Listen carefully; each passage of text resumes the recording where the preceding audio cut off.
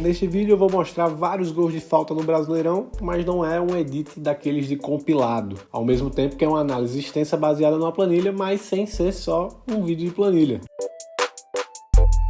Fala galera, beleza? Eu sou o Marcelo, faço vídeo de análise de desempenho e tática de futebol e hoje eu vou analisar com vocês os últimos 100 gols de falta no Brasileirão, num recorte que vai mais ou menos da metade de 2019 até a 29ª rodada do Brasileirão de 2024.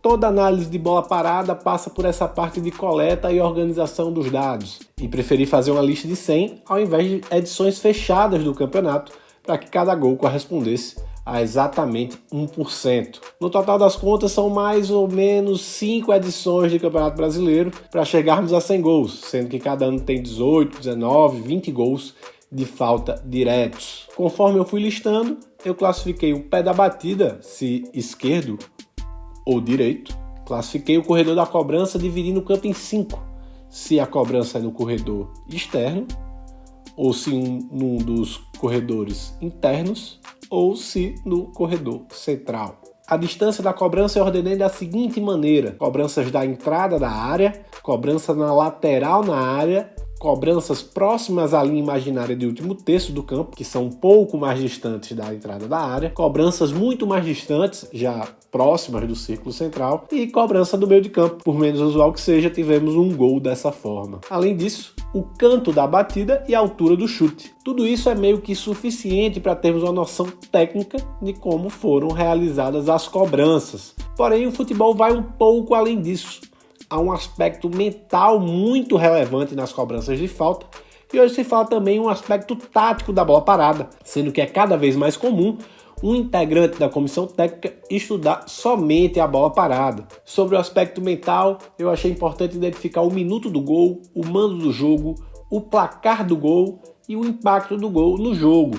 Eu penso que é mais fácil fazer um gol de falta sem pressão, um jogo já resolvido que está 3-0 ou 4-0. O jogador vai estar mais leve. Decidir o jogo com gol de falta no último minuto, então já é outra coisa. Tem uma fala que eu não me recordo se é do Neto ou do Marcelinho Carioca, comentando que a coisa mais difícil de ser feita no futebol é o gol de falta em final de campeonato, pois mesmo para esses caras a perna pesava. E sobre o aspecto tático, que viagem é essa numa falta de cobrança direta? Uma bola parada pode ser um movimento de bloqueio, um jogador deitado atrás da barreira, uma isca, uma jogada ensaiada. Tudo isso pode ser considerado um aspecto tático da bola parada. Em uma cobrança na entrada da área, no corredor central, é muito relevante que o jogador possa atrapalhar a defesa adversária. Por exemplo, o gol do Rafinha em 2019 pelo CSA contra o Grêmio só deu certo por causa do companheiro que se abaixou no momento certo. Só para deixar bonitinho a referência, muita gente no Brasil costuma dividir a análise do futebol em 4 frentes: técnica, mental, tática e física. A parte física talvez não tenha muito o que falar em cobranças diretas, além da força do chute. Um destaque óbvio é o Hulk, que chuta bem de longe, mas também deu para notar depois, analisando a planilha, como a parte física é importante para os jogadores que entram no segundo tempo para bater a falta. Isso é interessante. O último que eu vi falando nessa visão de 4 frentes foi o Arthur Fraga, que é um dos scouts jovens com melhores referências hoje no mercado e que outro dia já estava dando aula na CBF Academy. Não foi ele que inventou essa referência, mas é um exemplo de profissional top que usa essa perspectiva para analisar o jogo. Essa visão é mais comum no Brasil e imagino que seja presente em Portugal também. Enquanto, por exemplo, na Inglaterra, se você pega os cursos básicos de identificação de talentos, eles dividem em aspecto social, psicológico, físico e, por último, e juntos, um aspecto técnico-tático, no que eles chamam de modelo dos 4 cantos. E essa introdução é suficiente para ler a planilha e ver os gols, pois para mim não faz sentido fazer um vídeo só de planilha solta ou compilado só de melhores momentos soltos.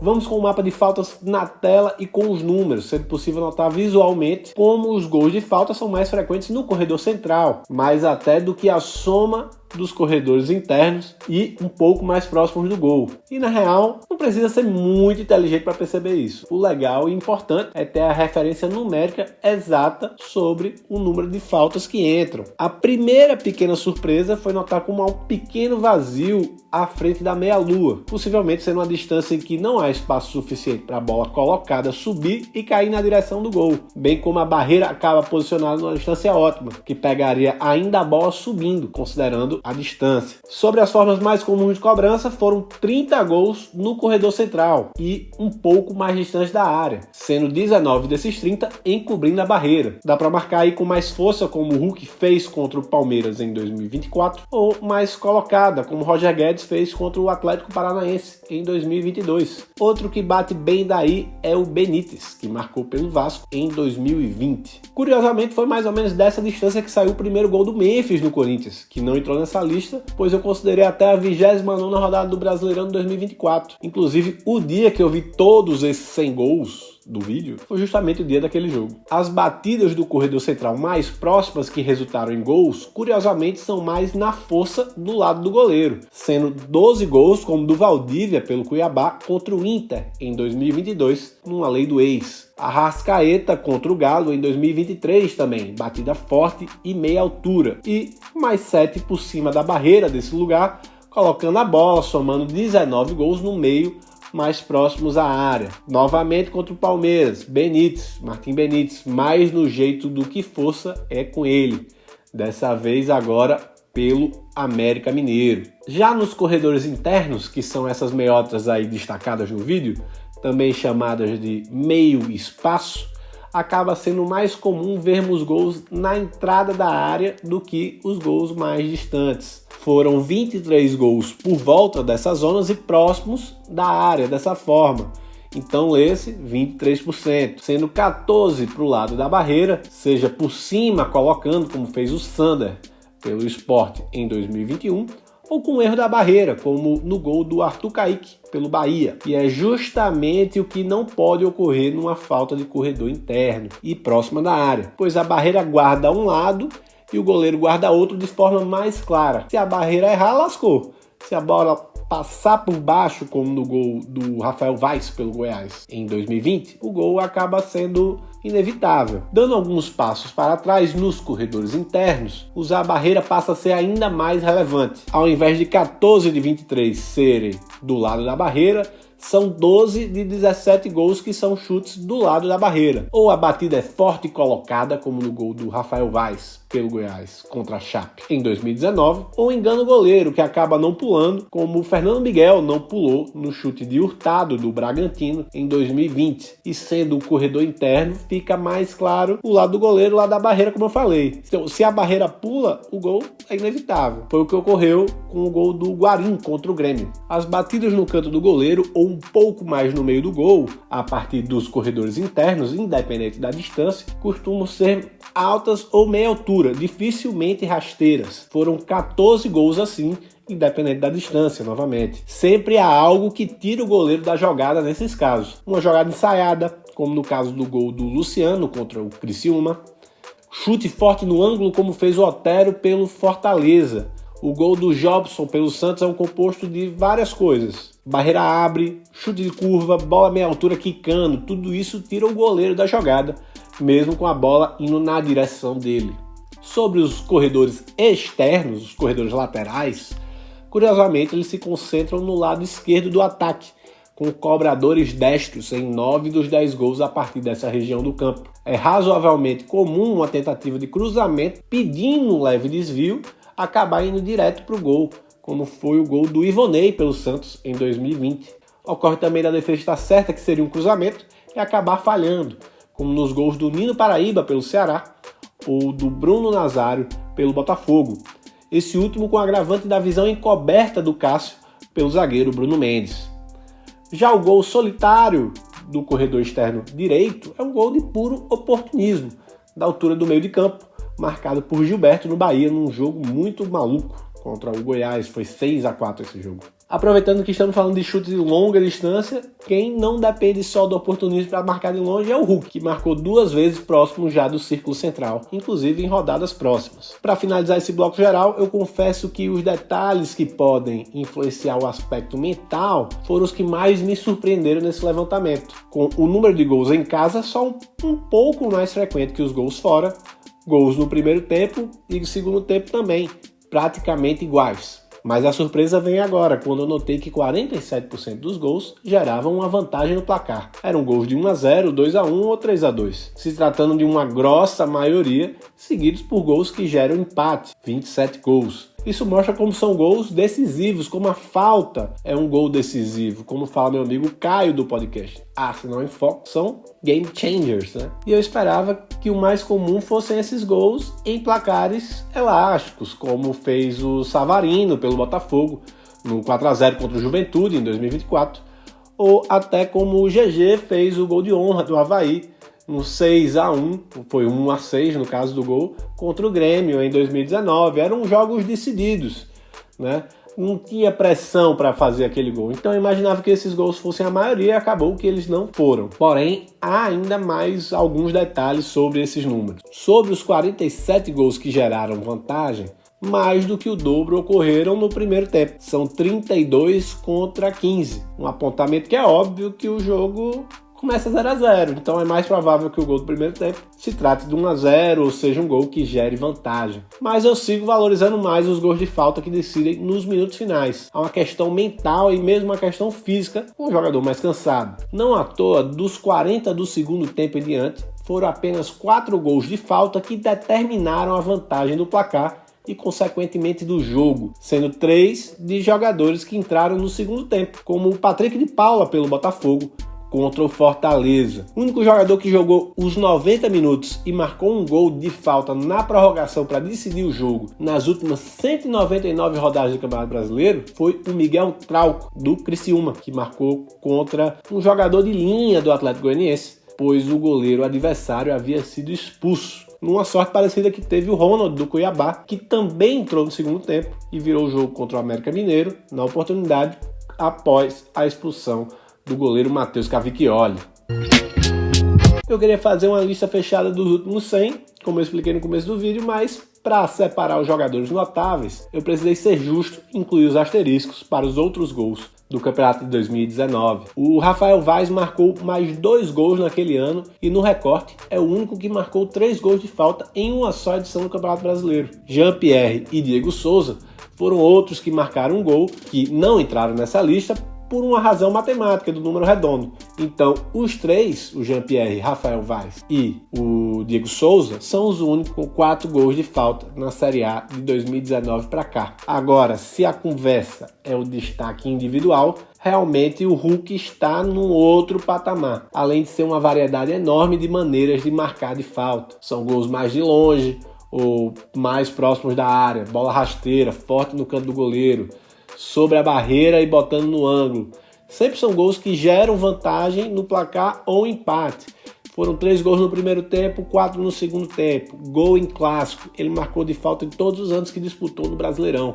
Ele não treme. Ele é o melhor cobrador de faltas do Campeonato Brasileiro hoje. E como time, planejamento, scout, a gente tem que exaltar o Galo, que se sobressai como time em todos os recortes. Nos últimos 5 anos, eles também tiveram o Rioran e o Scarpa, que fizeram 3 gols no período, ainda que contando gols por outros times. Só o Galo, Palmeiras e Grêmio tiveram 3 jogadores nessa lista de jogadores que mais fizeram gols de falta no recorte de 19 a 2024. Eles realmente se planejaram para marcar dessa forma com mais frequência. Não à toa, o Galo é o time que tem 11 gols de falta nos últimos 5 anos, mais do que qualquer outro time, o que pode fazer muita diferença no final do campeonato. O Grêmio foi o segundo time com mais gols marcados, 8 gols. Diego Souza e Jean-Pierre fizeram toda a diferença. Luciano jogou por lá também, está nessa lista, mas não marcou de falta pelo brasileiro.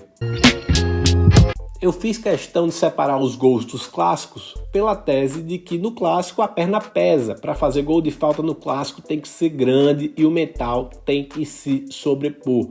Não à toa, 5% dos últimos 100 gols de falta rolaram em clássico. E um pouco mais para trás dos últimos 100 gols tem o gol do Diego Souza no Botafogo Flamengo de 2019, quebrando o número para 5,5% nos últimos 6 anos. E eu não considerei o gol do Hulk contra o América Mineiro nesse destaque, pois eu acho que não é a mesma rivalidade. Se você é mineiro e quiser xingar meu desconhecimento nos comentários, pode ficar à vontade, mas eu peço desculpas desde já. De toda forma, desses 6 que estão nessa lista, 3 são super provados na Europa, são 3 jogadores que jogaram Copa do Mundo, Hernandes e Hulk em 2014, e o Suárez eu não preciso nem dizer, tem diversas Copas do Mundo. O Marinho e o Diego Souza estão num patamar um pouco mais baixo no sentido de hierarquia, mas são muito vencedores na carreira. O Diego Souza jogou em quase todos os times grandes do país e o Marinho foi rei da América em 2020. São 2 cracassos da bola. E aí tem o Juan Oliveira, que marcou contra o Santos, que foi mais um cruzamento desviado do que um chute. Mas como a bola já ia em direção ao gol e não mudou a trajetória pelo toque ter sido muito sutil, eu considerei como gol. Essa discussão, eu lembro desse dia, eu lembro desse jogo, houve essa discussão se o gol ia dar contra ou um gol do Juan. Ele tem bem menos hierarquia do que os outros? É inegável.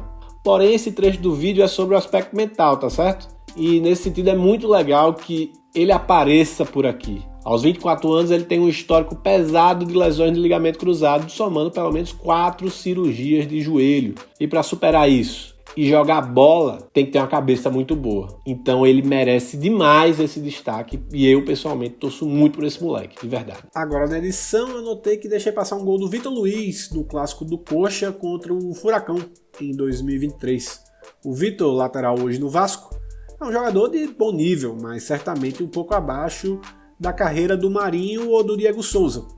Dessa forma, no grupo da tela, ele está numa hierarquia um pouco abaixo junto com o Juan. Mas ele já foi campeão diversas vezes na carreira, todas elas pelo Palmeiras, ganhando Série B, Série A, Copa do Brasil e Libertadores, geralmente mais na rotação do que como um titular absoluto. Ele tem uma carreira vencedora e certamente vai poder lembrar por anos depois que se aposentar, quando ele pôde ser decisivo no Atletiba, o Atletiba de 2023, dando uma das poucas alegrias para a torcida coxa branca naquele ano, quando o time foi rebaixado. Eu acho que esse vídeo ficaria incompleto se eu não opinasse quais são os melhores gols de falta entre esses 100, então vamos para um top 5, lembrando que a análise é totalmente subjetiva. Para abrir o top 5, eu escolhi o gol do Jean-Pierre pelo Avaí contra o Palmeiras em 2022. O gol foi marcado já na metade do segundo tempo e garantiu o empate de um time rebaixado contra o time campeão naquele ano. Cobrança por cima da barreira, forte, batendo na trave, no limite indefensável. Jean-Pierre surgiu como grande promessa no Grêmio, teve problemas de saúde e está lutando hoje para reerguer a carreira, mas batendo falta ele é acima da média, sempre parece que ele coloca a bola com as mãos. Quarto lugar para o gol do Sforza contra o Corinthians esse ano de 2024. Batida praticamente do corredor central, bem distante, a queda da bola foi muito perfeita. Gol na prorrogação, selando a vitória do Vasco, que já estava em vantagem. Terceiro lugar para o gol do Roger Guedes contra o Juventude. Parecia ser o único chute possível para a bola entrar. O XG era bem baixo, era de 0,07, mas o XG pós-chute manteve-se baixo, em 0,28, ou seja, era um gol bem complicado de fazer, mesmo com esse chute perfeito. E quem não poderia faltar nessa lista é o Hulk, e eu escolhi o gol dele contra o Cruzeiro. Clássico, gol decisivo de 1-0, chute de longe de uma forma que só ele faz no Brasil hoje em dia. Falei e repito, na bola parada, hoje ele é o rei do país. Mas o gol mais incrível para mim foi o Payet contra o América Mineiro. Gol no último minuto, garantindo a vitória. O time estava pressionado e brigando contra o rebaixamento. Bola no ângulo, encobrindo a barreira. Chute de direita no corredor interno direito. E onde a batida é mais favorável para o canhoto. Para falar a real, eu só fiz esse bloquinho aqui do vídeo para destacar esse gol, que é um golaço. Quando eu fiz a lista, eu notei como alguns times que sofreram gols de falta se repetiam, às vezes com poucas semanas de diferença. Eu achei que valia a pena separar os goleiros, pois o goleiro nem sempre é o mesmo. O América Mineiro mesmo levou 3 gols de falta em 2023, com 3 goleiros distintos. Ao mesmo tempo, é preciso relevar que alguns goleiros tiveram mais minutos de Brasileirão no período.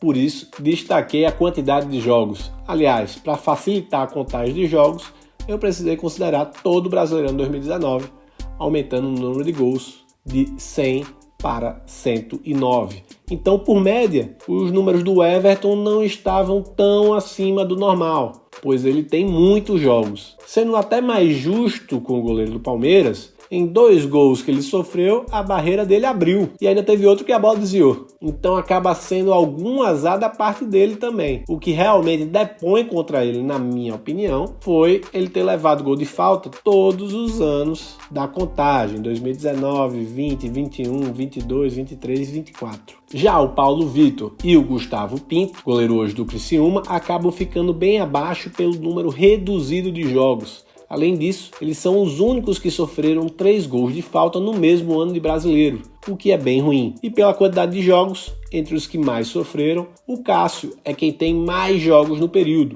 quase 200. Então, podemos também considerá-lo para abrir a lista dos goleiros com melhor aproveitamento. São apenas 6 goleiros com aproveitamento melhor que o Cássio quando o assunto é gol direto de falta, considerando apenas aqueles com mais de 100 jogos no período, de 19 a 24. Eu penso que é tão difícil se manter regular como titular por tanto tempo, quanto levar poucos gols. Então, não é a mesma coisa que pegar um goleiro que nunca sofreu um gol de falta no recorte, mas que também não completou sequer 38 jogos. É claro que avaliar um goleiro vai além desse aspecto também. Tanto que o Everton é um bom goleiro, mas está um pouco abaixo nesse quesito. E não tem como não destacar aqui o goleiro João Ricardo, que jogou nos 2 rivais do Ceará. Na primeira versão da planilha, ele sequer aparecia. Quando eu revisei quais foram os goleiros com mais de 100 jogos no período, ele apareceu e eu notei que ele não sofreu sequer um gol de falta direto nesse recorte inteiro de 2019 a 2024, somando mais de 100 jogos, seja pelo Ceará ou seja pelo Fortaleza. E é isso aí, valeu por assistir até o final. O conteúdo do vídeo é só uma fração do que um clube grande deveria obrigatoriamente ter de registro, pelo menos na minha opinião, para revisar um material desses pelo menos uma vez por ano. Todo time precisa lidar com uma porrada de informações e também precisa saber ordená-las. E a bola parada merece uma atenção especial. Quem não souber lidar com isso vai estar largando atrás. E se você quer trocar uma ideia sobre a planilha do vídeo, deixa aqui no comentário aqui o seu e-mail, o seu perfil de rede social, que eu entro em contato e a gente troca uma ideia sobre o levantamento de bolas paradas. E pra galera que me acompanha, que segundo o YouTube já são as 100 cabeças de espectadores recorrentes, a maioria de corintianos, fica o registro de que a maior motivação de ter feito esse vídeo foi o Corinthians e Palmeiras pelo Paulista Sub-20. O jogo foi 1-1, jogo de ida lá, com o Corinthians marcando de falta. Como eu falei no vídeo, marcar de falta em clássicos demanda uma capacidade de lidar com pressão e mesmo na base, um derby é um derby. Eu fui nesse jogo com meu parceiro Caio, podcast é do Ação em Foco, e que me recebeu quando eu fui para São Paulo agora de viagem. Quase não tirei foto, nem fiquei gravando vídeo porque eu não sei ser blogueiro nessas horas, eu tava concentrado no jogo. Outra parada para essa galera que assiste o canal, eu tava tentando postar vídeo semanal desde o vídeo do Charles, mas eu fiquei 2 semanas sem postar, porque num dia maravilhoso o computador não ligou e passou um tempo na manutenção, foi o maior aperreio. Mas no fim deu certo, ainda bem. Eu espero que esse vídeo dê certo também, a repercussão dele. Mas se não der também, besteira, eu só faço análise aqui que eu acho interessante, coisa que eu gostaria de ver como análise, né? Não, a narrativa para mim é o jogo, não é historinha de fulaninho brigou na semana, um mano de campo. Estamos aqui para analisar o jogo, beleza? Essa parte aí, bastidores, jornalistas, tá bom? Valeu por ter assistido, um abraço.